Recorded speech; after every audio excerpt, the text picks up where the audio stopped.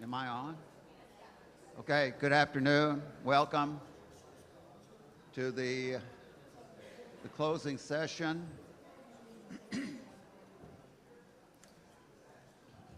Welcome to the closing session of the 55th Annual Scholars Conference on the Holocaust and Churches, the longest running academic conference, scholars conference on the Holocaust. Indeed, many say that the field of Holocaust studies began in 1970 when Franklin Littell and Hubert Locke convened the first conference. My name is David Patterson. I have the great blessing of working at the Ackerman Center here at UT Dallas, and I have an even greater blessing of introducing my dear friend of about 40 years or so, Dr. Alan Berger, who is the Raddick Family Eminent Scholar Chair of Holocaust Studies at Florida Atlantic University.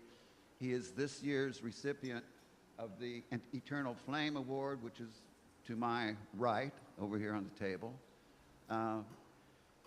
And I can think of no one who represents everything that the eternal flame, the Ner Tamid, as we call it in synagogue, more thoroughly, more profoundly than Alan Berger. Alan is going to speak today about identity, trauma, and memory, third-generation Holocaust representation. Alan Berger is one of the genuine authorities on second generation, third generation. He has a very important book called Children of Job, for example. He has among his many books, I've had the pleasure of working with Professor Berger on a couple of books myself. Earlier today, Richard Leibowitz, another veteran scholar here at the Scholars Conference, mentioned a few of the individuals who have passed through this conference, such as Elie Wiesel, Richard Rubenstein, Yehuda Bauer, Franklin Littell, of course, Harry James Kargas, Michael Berenbaum, all of the prominent and famous scholars in Holocaust studies. And in that company, certainly in that league, is Alan Berger. I can think of no one more suited to address this closing session and to send us all on our way with the memory testimony to remember and preserve, remember and watch over Zachor v'Shamor. So please join me to welcome Alan L. Berger.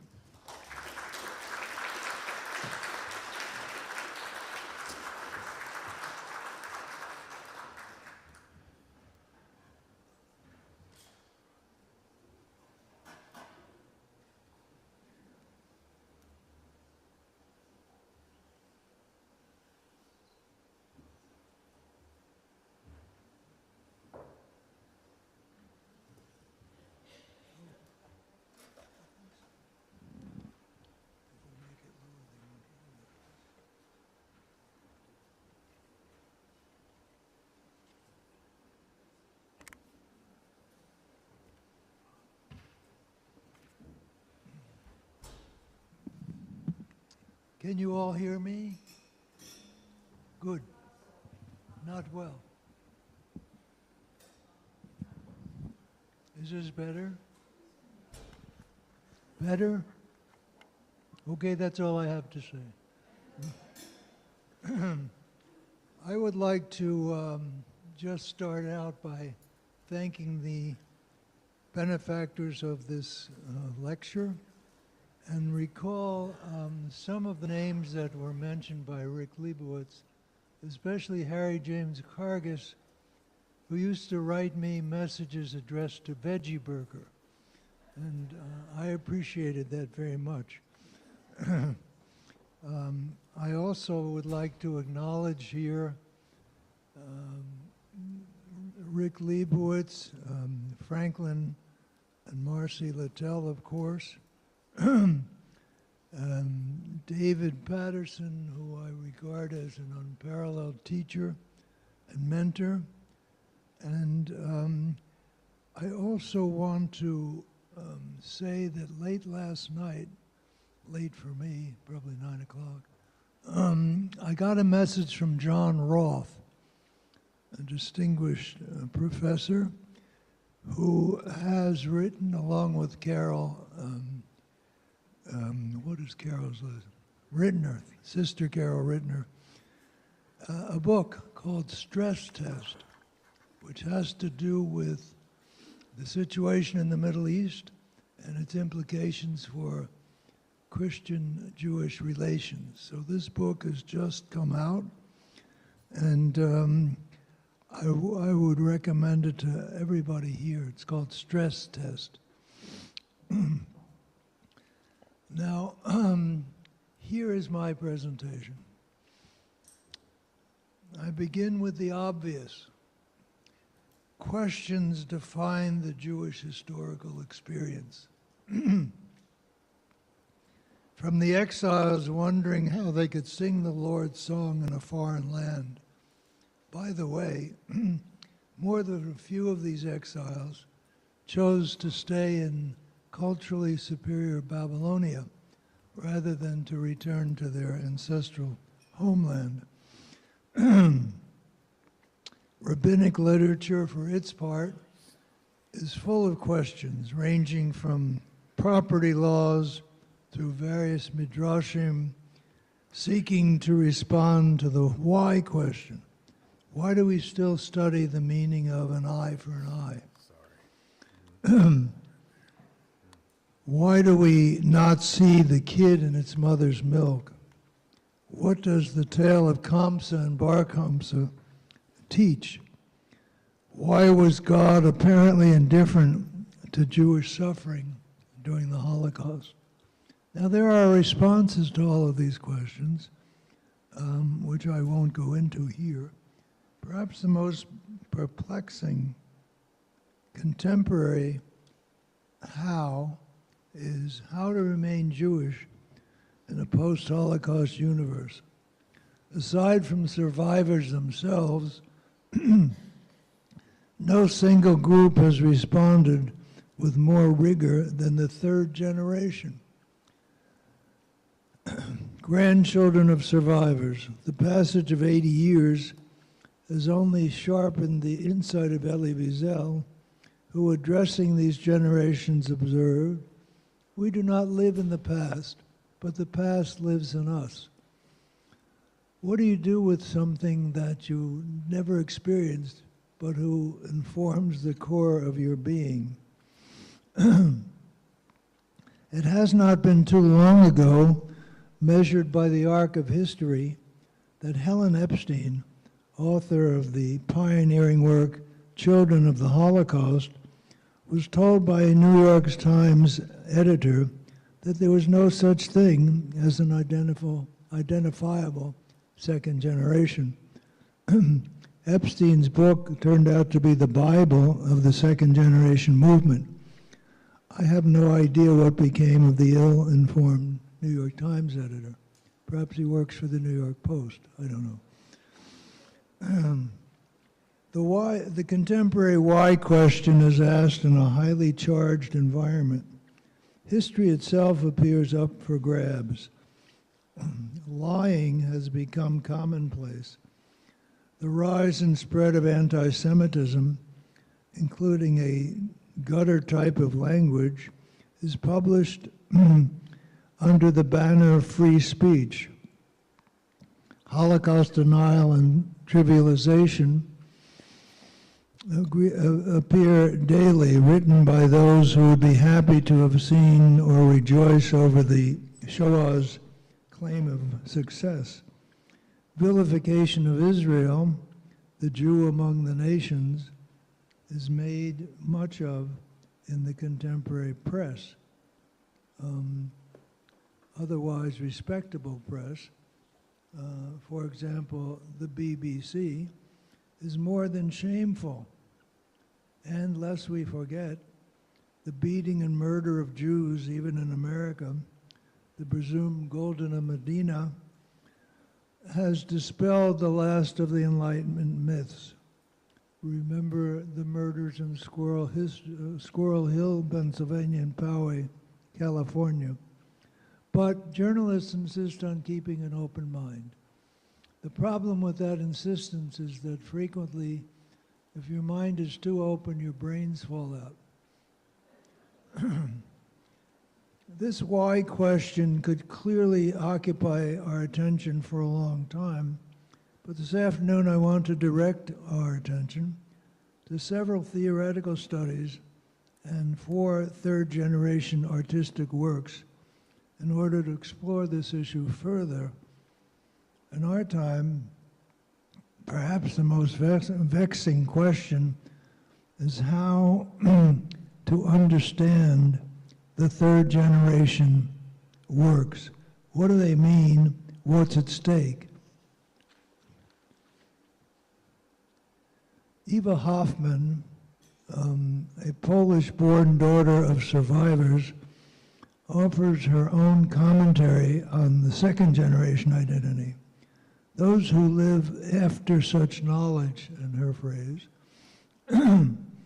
are charged with a special obligation. Hoffman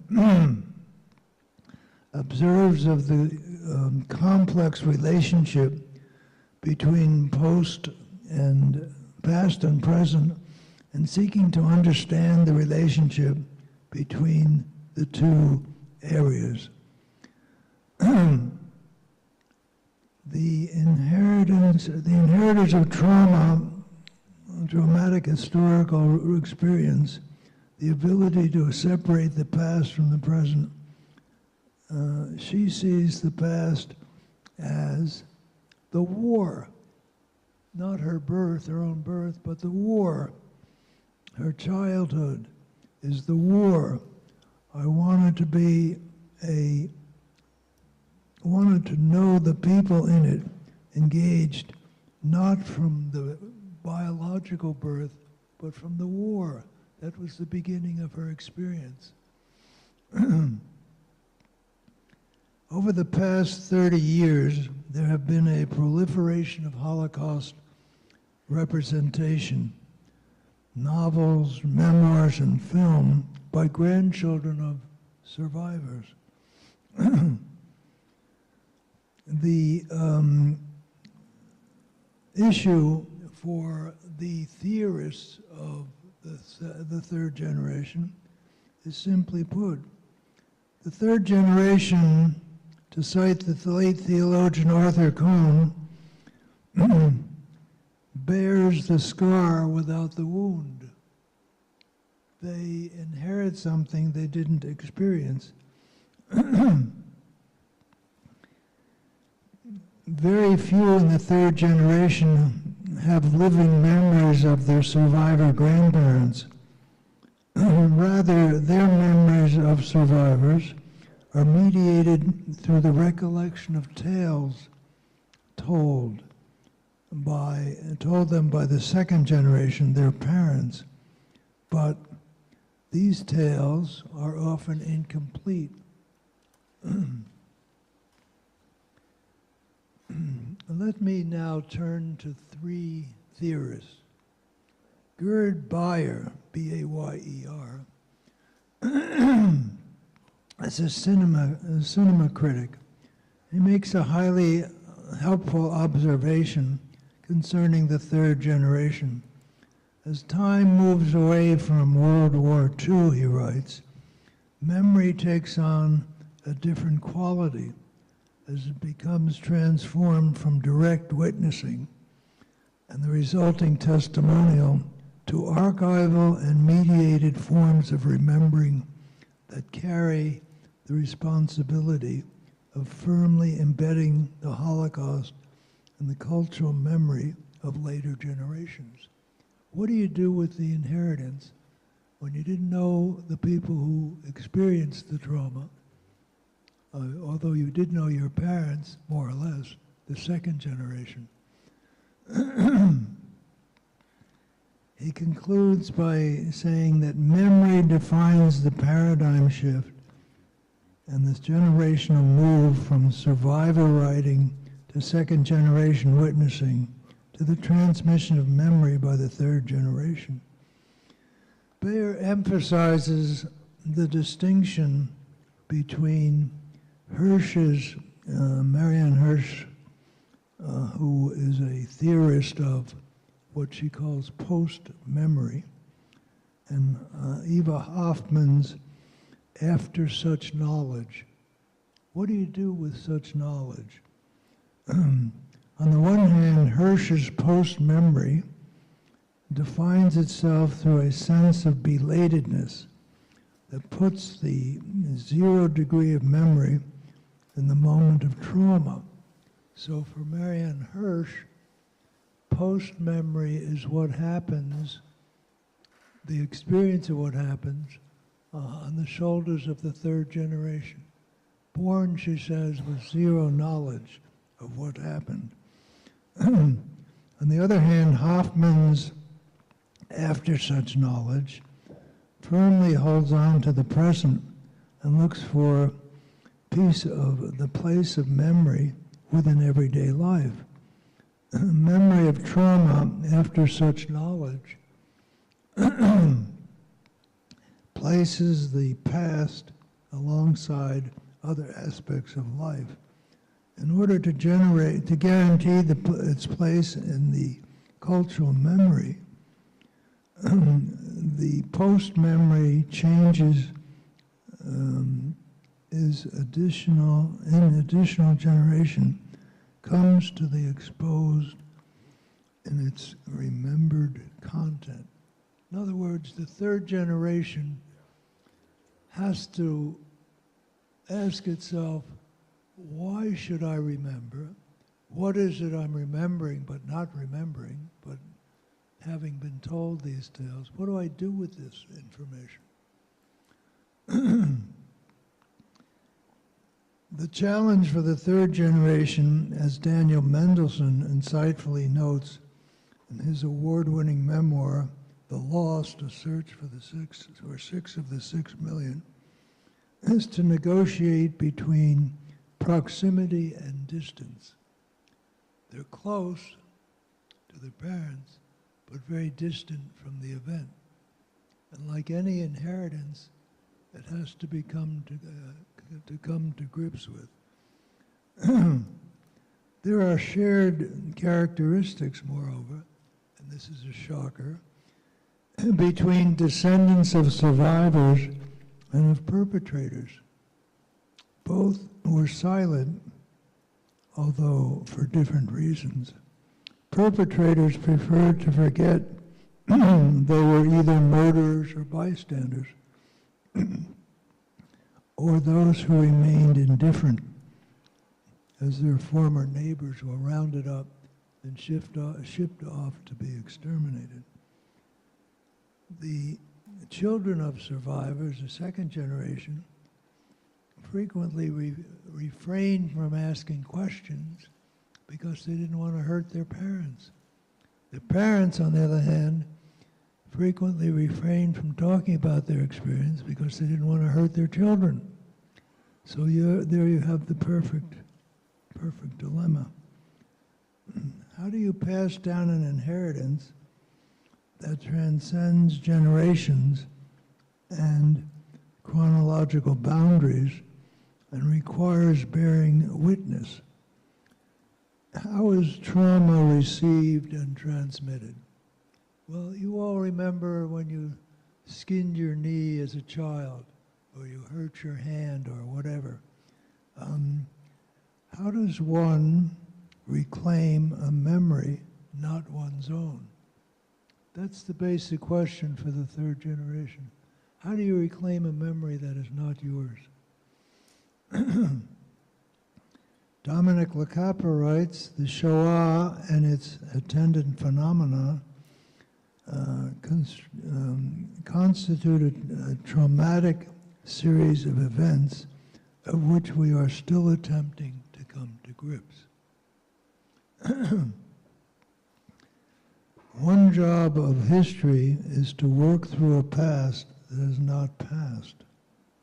Work through a past that is not past. We can study World War II, we can study the camps, they've passed. World War II as an historical event has a definite beginning and a definite end. Its traumatic legacy, however, is still with us. And once it gets out into the public, there's no telling what will happen to it. Well, there is a telling, unhappily. It's distorted, trivialized, lied about. Not a good situation. To return to Gerd Bayer, the cinema critic, as time moves on from World War II, memory takes on a different quality. From direct witness to archival and mediated forms of remembrance. And here I think with the connection to technology, the computer has been a very helpful device in the third generation search for family, friends of family, finding out what resources are available. These are quests for meaning, and the computer can be quite helpful. As every scholar knows, and everybody else knows, it cuts down the time for research. What used to be, in the age of the encyclopedia, hours and hours of reading and dozing and things like that, has been reduced to minutes by the computer. So in that sense, it's very good. And the third generation has put its efforts into this form of research. But I think that the internet is also a source of great problems. There is no quality control in the computer industry. You look at X, for example, which used to be Twitter, which used to be gossip. And what can you find on X? Anything you want. There is no quality control. There is no guarantee of truth or approximate truth. What we have nowadays is a situation that is ripe for misuse. Denial, trivialization, all of this is with us too much. As a matter of fact, it's gotten so bad that one Palestinian murderer of Jews who's in an Israeli prison wrote about herself that she feels like Anne Frank. I mean, you don't know where to begin critiquing this, but this is what happens when the information is out in public with no prior knowledge or deliberate attempt to evade any responsibility. So here we have the situation. What's the role of technology in all of this? In 1999, Nava Semo, an Israeli novelist, published a novel called And the Rat Laughed. The heroine of this story is a grandmother now living in Tel Aviv who survived sexual assaults as she was hidden in an underground area by an anti-Semitic Polish couple. The reason they hid her is they got paid. As soon as the money ran out, they threw her out. The hero of that part of her story is a priest who saved the young girl's life. Now, the grandmother lives in Tel Aviv, as I mentioned, and her job is to protect her Israeli granddaughter from finding out what really happened to her during the war. So she invents the story of a rat who became her friend. But beyond that, the issue is like this. A priest rescues her, saves her life. Sema was very interested in Jewish-Christian relations, studied it in Tel Aviv University. I had the pleasure of meeting her when my wife Naomi and I were in Tel Aviv one summer. And she was a very powerful personality. And she said that when her book came out in 1999, it was just on the eve of the technological revolution. But the grandmother, the survivor, was able to impress her granddaughter's friends because she knew how to use the computer. So she was okay. She was one of them. That's one of the early uses of computers in Holocaust research that I'm aware of, at least, in these books.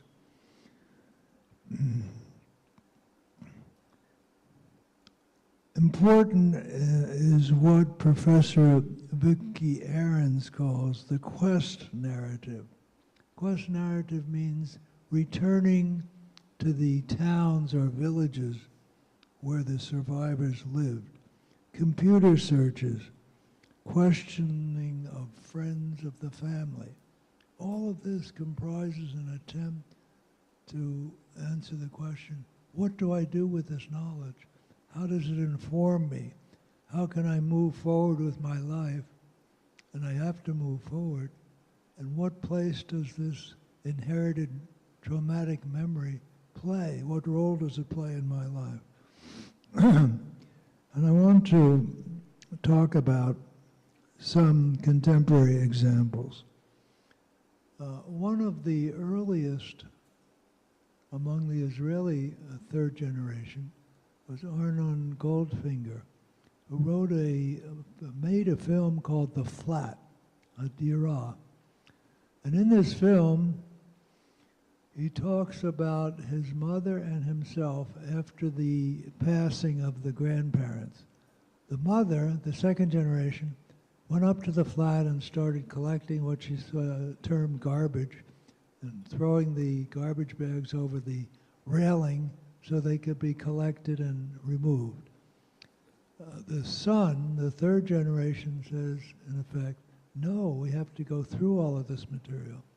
So what did he discover? His grandparents were friends with a high-ranking German official who was on the staff of Adolf Eichmann. And after the war, his grandparents resumed their friendship with this man. Although as Eichmann's adjutant, you can imagine what kind of things he participated in. The story moves on when he goes to meet the daughter of the high-ranking Nazi. She greets him effusively, wants to be friends, and refuses his tale in which he tells her that her father was a Nazi. Then she, in effect, shuts down, doesn't want to have any further thing to do with the filmmaker. The filmmaker subsequently goes to various camps, records his impressions, and an official from Yad Vashem thanks him for his film because he said, well, we didn't know what to do. We thought the transmission of the story was over with the second generation, but it's not. It continues. And his film was very important, still important. Another novelist is a woman named Johanna Adorjan. She's a German journalist whose father was in the Holocaust, but he's since converted from Judaism, and he rarely, if ever, talks about his experience. One day they go to Mauthausen together, and she is horrified because on a mandatory school trip to the camps, a group of 14-year-old students, inappropriately dressed, talking on their cell phones, laughing and having a good time, she says they have no idea what happened here. Moreover, they don't care. And Dorjin identifies with the Jewish people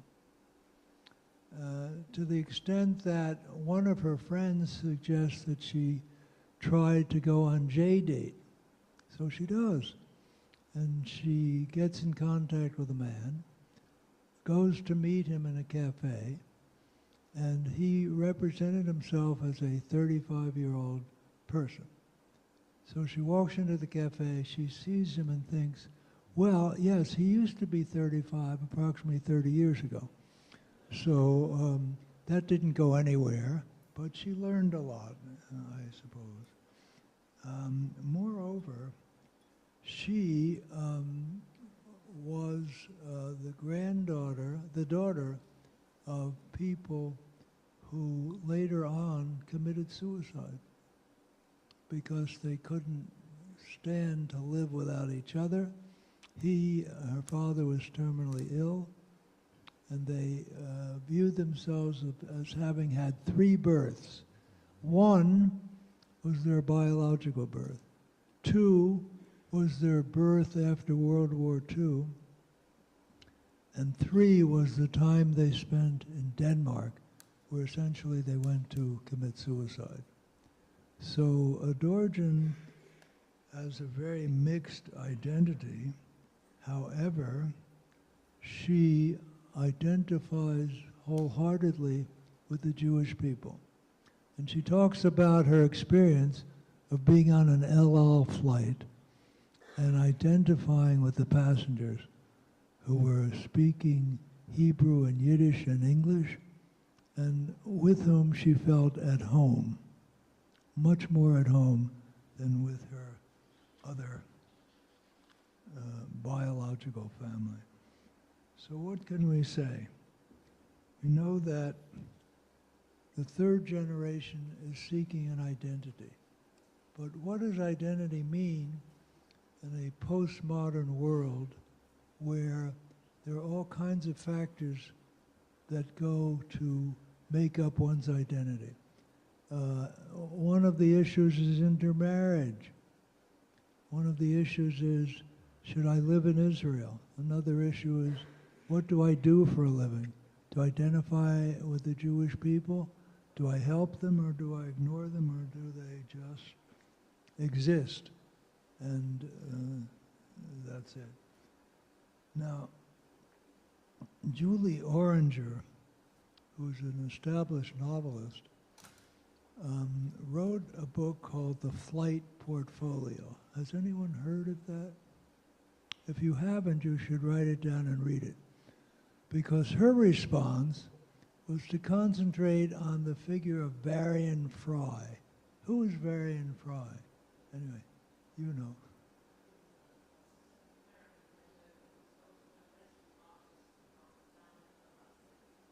Yeah. Yeah. Varian Fry was an American, an intellectual, who went to Marseille so he could help intellectuals escape, including Hannah Arendt and others. Now, he was supposed to stay there for a very short period of time, stayed for almost 2 years, and helped in the rescue of many, many people. There is a passage in the book where a State Department official tells Varian Fry, and please, no more goddamn Jews in America. That was the official policy of the State Department during the war.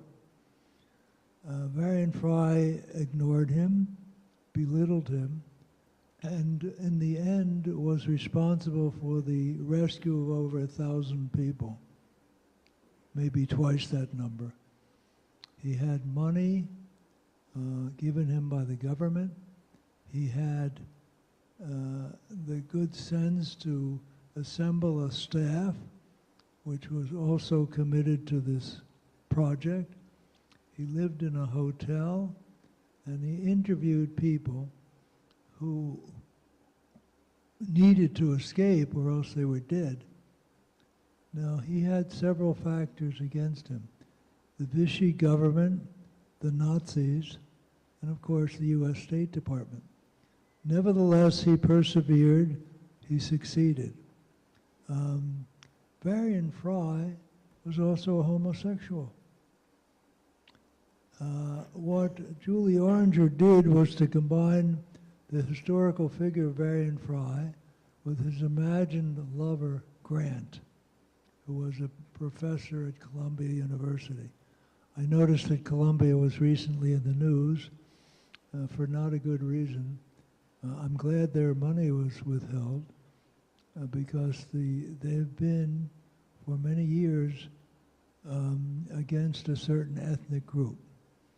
Now, the people who protested Israel's action in defending itself, Saul Bellow calls them high IQ morons.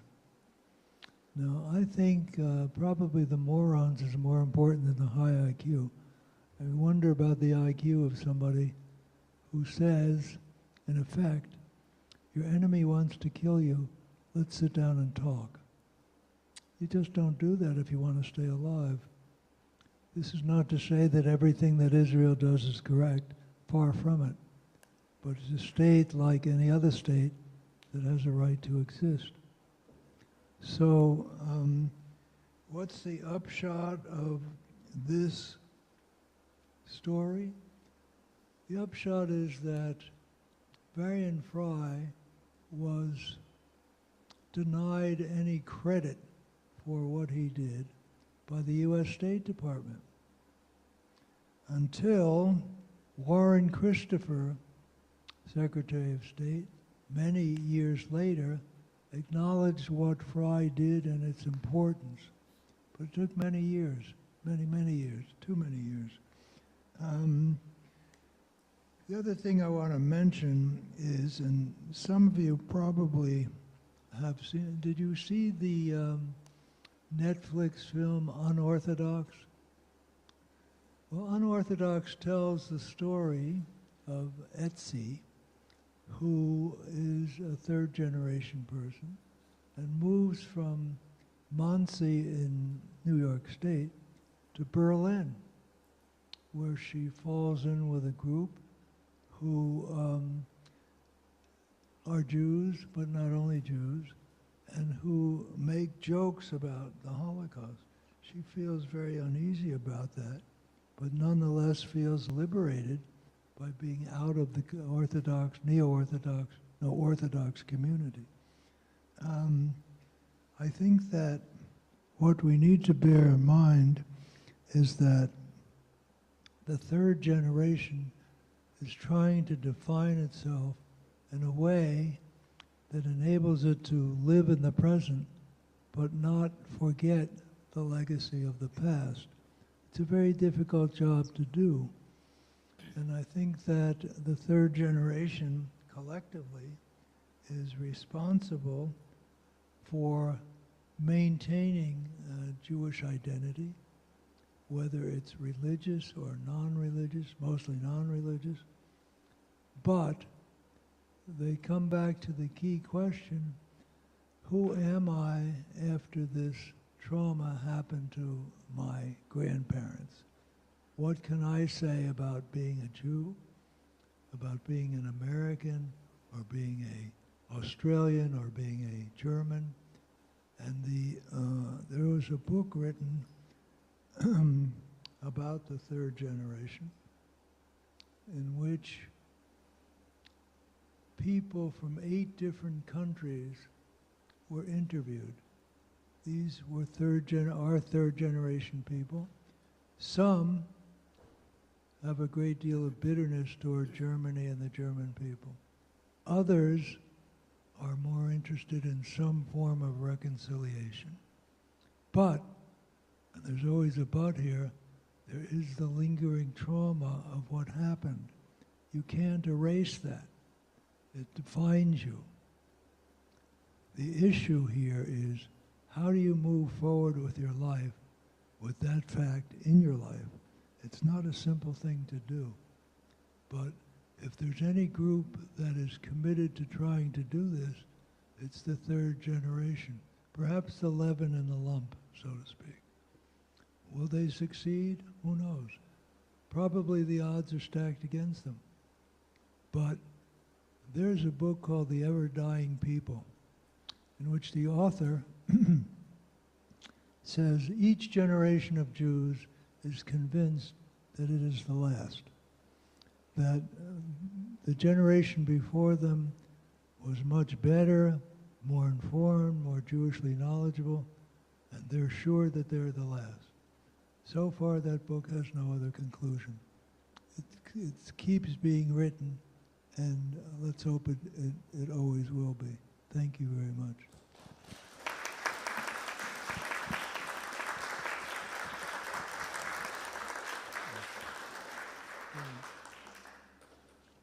So I guess we have time for observations, questions, whatever, if you're so inclined.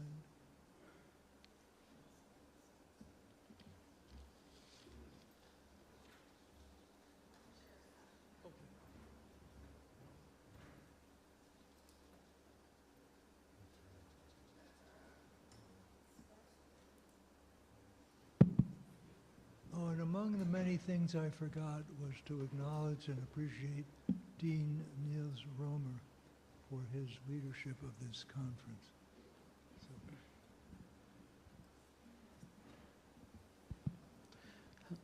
Yeah, my question, sorry, I'll stand up.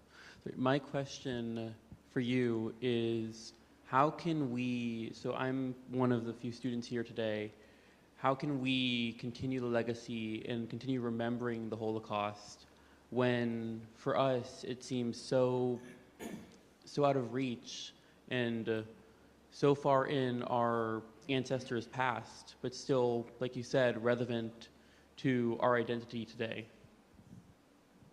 What's the next question? No, it's a very good question. How can you do that? Well, you know, some people study dinosaurs. That happened a long time ago. And I gather by looking around the room that none of us have dinosaur ancestors. So it's, I think, how do you do it? Well, those in the third generation are telling us. It's not clear cut. It's not say, well, if you do X and Y, you're gonna be okay. How do you feel about yourself? How do you feel about being Jewish, or non-Jewish for that matter? This is what the third generation collectively is trying to put out on the table. Why should I care? But I do care. How can I help but care? But on the other hand, I've got to lead my life. I'm living now, not then. Again, Elie Wiesel's comment, we don't live in the past, but the past lives in us. It's true, like many things he said. Absolutely true. How do you live with the past living inside you? That's something that every human being should take seriously, especially the Jewish people. Some analysts have said, well, the history of Judaism, a history of disaster and recuperation from disaster. Sad but true, but I think it's a generalization which unhappily David Ben-Gurion made popular when he said the diaspora was a 2,000-year parenthesis in Jewish history, ignoring the great period of poets, scholars, and contributors to world history on the part of Jews and Judaism. So we're much more than a trauma, but we dare not forget the trauma, and the trauma has us, so we deal with it. More questions? Yes. Oh, hi. One thing I feel is that, you know, my father was a survivor of the Holocaust, but I didn't live through it. But I did live through 10/7 as a witness to what was going on over there. And it was not just so horrific, but what was so horrific was the initial silence everywhere. And so, you know, in a sense, I feel like I'm a new first generation of actually witnessing some aspect of that horror. And so, you know, I think it helps push the responsibility, or makes me feel responsible to actually make a difference. So maybe you could just comment on what that might do for the fourth generation. Yeah, you know, fourth generation aside for 1 minute, among the second generation, some people refuse this legacy. Usually one person in the family was designated as the official representative of the trauma. Some people rejected it, some people were indifferent to it. What do we do with the fourth generation? Well, how do we teach our children? There probably are as many answers to that as there are people in this room. How do we teach our children? What do we teach our children? Well, I've got a grandson who lives on the West Coast who's been told that, well, you don't have to believe in this religiously, but it's a nice cultural event. And every Shabbos they give you pizza at the end of the service. So he'll remember pizza, which is not a bad thing to remember. But what do you do with the fourth generation? Well, if our identification is growing increasingly weaker, then we've got a problem. But I think this generational transmission is a real thing. The sensitivity of people, what's there to say about that? Some are more sensitive than others. There's always what Bellows said, high IQ morons too. We have to be concerned about them. But if we're to take seriously Abraham's response to God, Hineni, here I am, do with me as you will, well, the succeeding generations are essentially saying that in their own idiom, in their own way. That's no answer, of course not. But what else do we have to say? If you refuse your inheritance, it makes you less fully human, I think. So what you have to do is say, what do I do with this? How do I move forward? How can I continue? And I need to continue. I can run, but I can't hide. So, fourth generation, some works are beginning to appear. It's still a little early for that, but they will come. I'm sure they will come. I don't know when or how, or there'll be films, there'll be poetry, there'll be short stories, there'll be novels. Jews are people of the book, or someone once said, the Book of the Month Club. So I think it's important for Jews to continue, obviously. How they do this is another issue. I just don't know how they'll do it, but they'll do it. We got one here. We got a question. Thank you so much for this amazing remarks. Before we leave, I wanted to say we're here with Living Links, which is a new organization specifically to engage the third generation. And we actually have a training program to equip grandchildren to keep their grandparents' stories alive in all different media.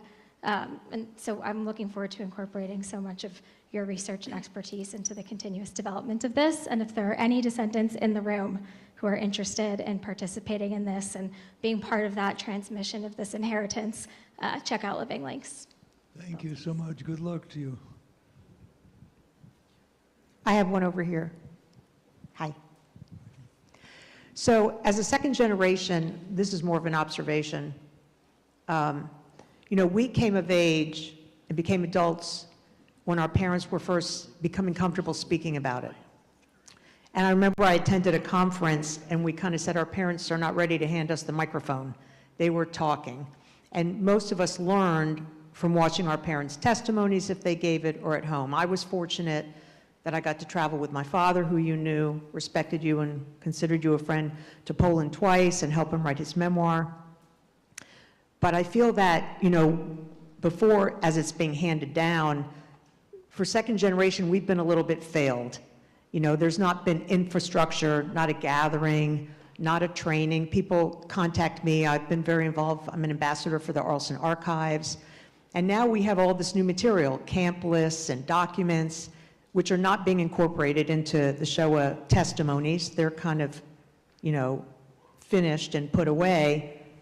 So I think there's been a lack of energy or drive to really empower the second generation now and say, go to the camps, learn, research the family history, continue to uncover and discover and build upon it, how to go and speak at schools or school boards. We just in South Lake addressed for the second year 4,000 students. And so, because there aren't enough museums in the country to serve all the small towns and communities. So I think that, yes, for third generation and fourth, it's important, but I think for second generation, if we don't learn that we have to organize, there's never been a national gathering, not even a convention or a conference, to take the energy. And so that's my one point that has made me realize this is a struggle. And the second thing is, you know, the challenge of fiction and how that's now not just Holocaust fiction, but romance is now incorporating Jews hidden in the farmland who are handsome. And so I think there's a lot of things going against us. And before we look so far down the road toward fourth generation, I think there's a lot of second generation right now. This is the ideal time. They have income, they have free time to try, and I wish someone would harness us and put them together and empower us to realize that we have a voice. A lot of us know more and could learn more and I have all my father's camp lists. They're very powerful when you discover these things that were not available. There were no computers when my dad was doing his work, so thank you. Well, thank you. I will challenge one thing you said. There has been a second generation conference in New York City about, I don't know, 25 years ago now, but, or more. Well, it's never too late, you know. So I think the second generation has made an impact, those that choose to make it. And I think that Helen Epstein's book, Children of the Holocaust, in which she goes to different countries and interviews these children, is very important work that still can be studied with success. One of the people that she interviews was never told that her parents were survivors. You know, the survivors usually fall into one of two groups. Those who can't stop talking about it and those who can't start talking about it. And it depends which group you are in. And also, how did you survive? Were you a camp inmate? Were you doing things that were you ashamed of? Or were you one of the partisans who fought back?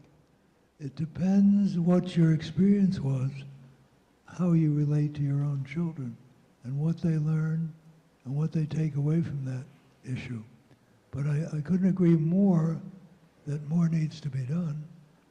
The second generation probably started to come of age in the 70s and early 80s, and books, poetry, films started to appear. I think, let's not sell that generation short. Could more have been done? Sure. More always could have been done. But let's not lose sight of what was done. I think that's important.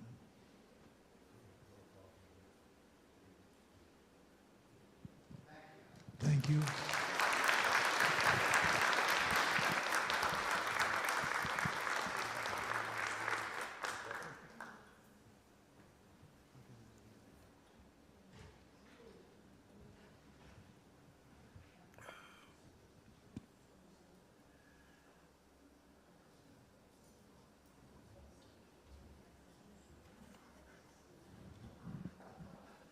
With that, we are adjourned. Thank you all for being here. Be safe, be well, all blessings, and just continue to bear witness. We've been transformed into witnesses today.